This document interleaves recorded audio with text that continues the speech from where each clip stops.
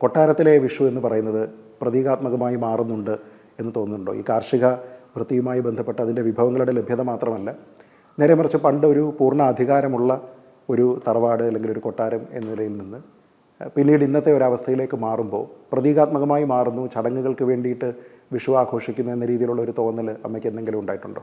ഇല്ല, അങ്ങനെ പ്രതീകാത്മകമായിട്ട് അന്ന് തോന്നിയിട്ടില്ല. എന്ന് വെച്ചാൽ ഞങ്ങളുടെ ഓർമ്മയിലുള്ള കാലം തൊട്ട് കൊട്ടാരത്തിലെ വിഷു സ്വകാര്യ സംഭവമായിരുന്നു. അത് അന്ന് ഇന്നും സ്വകാര്യ സംഭവമായിട്ട് തന്നെ വരികയാണ്. പിന്നെ കാർഷിക ഉത്സവം ആയിരുന്നു, എല്ലാം പാസ്റ്റ് ടെൻസ്. ശരിയാണ്, നമുക്ക് കൃഷിയാണ് ഏറ്റവും അത്യാവശ്യമായിട്ടുള്ള കാര്യം. എവിടെയാണെങ്കിലും നമുക്ക് കോടിക്കണക്കിന് രൂപ നമ്മളുടെ കയ്യിൽ കാണും, പക്ഷേ കൃഷിയില്ലെങ്കിൽ, കഴിക്കാനുള്ള വസ്തു ഇല്ലെങ്കിൽ നമുക്ക് റബ്ബറും ടെക്നോ പാർക്കും കമ്പ്യൂട്ടറും ഒന്നും കഴിക്കാനൊക്കില്ലല്ലോ. ആഹാരം തന്നെ വേണ്ടേ. അപ്പോൾ അതില്ലാതെ വരുമ്പോൾ കോടിക്കണക്കിന് രൂപ കൈവച്ച് വേണമെങ്കിൽ ഭക്ഷണം ഇരിക്കാം ലോകത്തിന്. ഈ ഒരു ട്രെൻഡ് മുമ്പോട്ട് പോവുകയാണെങ്കിൽ. പക്ഷേ കേരളത്തിൽ ഉള്ള കൃഷിയെപ്പറ്റിയൊന്നും ഞാൻ കൂടുതൽ പറയുന്നില്ല. പക്ഷേ നമ്മൾ അങ്ങോട്ട് പോകുമ്പോൾ എത്രയോ സ്ഥലങ്ങളും എത്രയോ വയലുകൾ അന്തർധാനം ചെയ്യുന്നു. അതിന് പകരം ഓരോ സൂപ്പർ മാർക്കറ്റുകളും പെട്രോൾ ബങ്കുകളും ഓരോ ഇൻസ്റ്റിറ്റ്യൂട്ട്സും ഒക്കെയാണ് അതിന് പകരം വരുന്നത്. കാണുമ്പോൾ വിഷമമുണ്ട്. വയലും കൃഷി സംരക്ഷിക്കേണ്ടത് അത്യാവശ്യമാണ്. അത് കഴിഞ്ഞ് മതി ബാക്കിയെല്ലാം എന്നാണ് എൻ്റെ ഒരു ചെറിയ മനസ്സിലുള്ള ഒരു ആഗ്രഹം.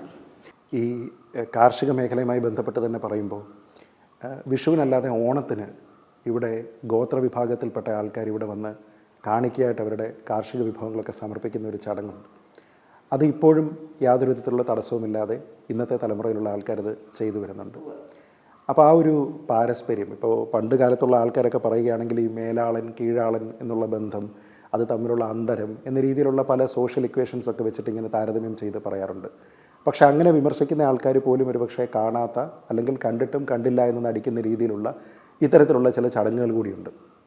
അപ്പോൾ അത് ഈ ഒരു അവസരത്തിൽ പ്രത്യേകിച്ച് ഈ കാർഷിക വിഭവങ്ങളെ പറ്റി പറഞ്ഞപ്പോൾ വിഷുവുമായിട്ട് നേരിട്ട് ബന്ധമില്ല എങ്കിലും അതിനെപ്പറ്റി ഓർത്തെടുക്കുന്ന സമയത്ത് ഇത്തരത്തിലുള്ള വിമർശനങ്ങളെ ഒക്കെ തന്നെ അമ്മ എങ്ങനെയാണ് കാണുക? വിമർശിക്കേണ്ടവർക്ക് വിമർശിച്ചാലേ പറ്റൂ. അവർക്കതൊരു ഹരമായിരിക്കും വിമർശിക്കുക എന്ന് പറയുന്നത്. അത് നടക്കട്ടെ, അത് ആ രീതിയിൽ നടക്കട്ടെ. പക്ഷേ ആദിവാസികൾ അല്ലെങ്കിൽ കാണിക്കാർ എന്ന് പറയുന്ന അവർ കൊണ്ടിരുന്നുണ്ട്, തീർച്ചയായിട്ടും കൊണ്ടിരുന്നുണ്ട്. ചിലപ്പോൾ അവർ ഓണം വിട്ടിട്ട് ചിലപ്പോൾ വരും എന്തെങ്കിലും കാര്യം പറയാൻ. അവർക്ക് പലപ്പോഴും ഒരു വിചാരമുണ്ട്, ഞങ്ങൾ വിചാരിച്ചാൽ അവരുടെ പ്രശ്നങ്ങൾക്ക് പരിഹാരം കിട്ടും. എത്ര നമ്മൾ പറഞ്ഞാലും അതവർക്ക് മനസ്സിലാവുന്നില്ല. നമുക്ക് അധികാരമൊന്നുമില്ല. നമ്മളെക്കൊണ്ട് അവരുടെ ആവശ്യങ്ങൾ, പിന്നെ അവരുടെ കാര്യങ്ങൾ പലയിടങ്ങളിലും പറഞ്ഞു കൊടുത്തിട്ടുണ്ട്, പലരെ അവർ ബന്ധപ്പെടുത്തി കൊടുത്തിട്ടുണ്ട് എന്നുള്ളത് ശരിയാണ്. പക്ഷെ അവരെപ്പോൾ വന്നാലും ഒരു തേനോ കൊലയോ എന്തെങ്കിലും അവർ കൊണ്ടുവന്നിട്ടാണ് അവർ വരുന്നത്. പാവം, അങ്ങനെ വന്ന വലിയ സന്തോഷമാണ്. പക്ഷേ ഈയിടെയായിട്ട്, ഇപ്പോൾ വിഷുവുമായിട്ട് ബന്ധപ്പെട്ടതല്ല, പക്ഷേ ഈയിടെയായിട്ട് വളരെ വളരെ ഒരു ഹൃദയസ്പർശമായിട്ടുള്ള ഒരു സംഭവം നടന്നു. ഇവരെപ്പോഴും പറയും ഇവർ രണ്ട് സഹോദരിമാരുടെ രണ്ട് താവഴിയാണെന്ന്. രണ്ട് സഹോദരിമാർ, ഒരു സഹോദരിയും കുടുംബവും കാട്ടിലേക്ക് പോയി, ഒരു സഹോദരിയും കുടുംബവും കടലിലേക്ക് പോയി. അവരെപ്പോഴും പറയും രണ്ട് സഹോദരിമാരുടെ മക്കളാണ്, ഞങ്ങൾക്ക് തമ്മിൽ ഒരുമിച്ച് ഒരുമിക്കണം. അങ്ങനെ നോക്കി കഴിഞ്ഞ ഒരു 10 ദിവസം മുമ്പേ കാട്ടിൽ നിന്നുള്ളവരെയും ഇവിടെ കൊണ്ടുവന്ന് കടലിൽ നിന്നുള്ള ധീവര അവർ വന്നു. 2 സെറ്റുകാരും കൂടെ കണ്ടു. എത്രയോ കാലം കഴിഞ്ഞിട്ട് അവർ ഒരു ഒത്തുകൂടലായിരുന്നു ഇവിടെ. അത് വളരെ നമുക്ക് ശരിക്കും നമുക്ക് തട്ടുന്നതാണ്. അപ്പോൾ ഈ മറ്റേവരെ കടലിലുള്ളവർ ഇവരെ വിളിച്ചിട്ടുണ്ട്, അവിടെ വരണം, നിങ്ങളെ സൽക്കരിച്ച് നിങ്ങൾക്ക് ആഹാരമില്ലെന്ന്. പലരും കടൽ പോലും കാണാത്ത പലരും ഉണ്ട്. അപ്പോൾ അവർ അങ്ങോട്ട് പോകുന്ന വിഷമമായിരിക്കും, കാട്ടിലേക്ക് പോകുന്ന ഇവർ തന്നെ പറഞ്ഞു ഇവർക്ക് വിഷമമായിരിക്കും. ഇവർ വളരെയധികം നാഗരികം ഉള്ള ആളുകളാണ്, മറ്റവരല്ല. അങ്ങനൊരു സംഭവം. It is really A huge experience. ശരിക്കും ഒരു ചരിത്ര സംഭവം ആണത്.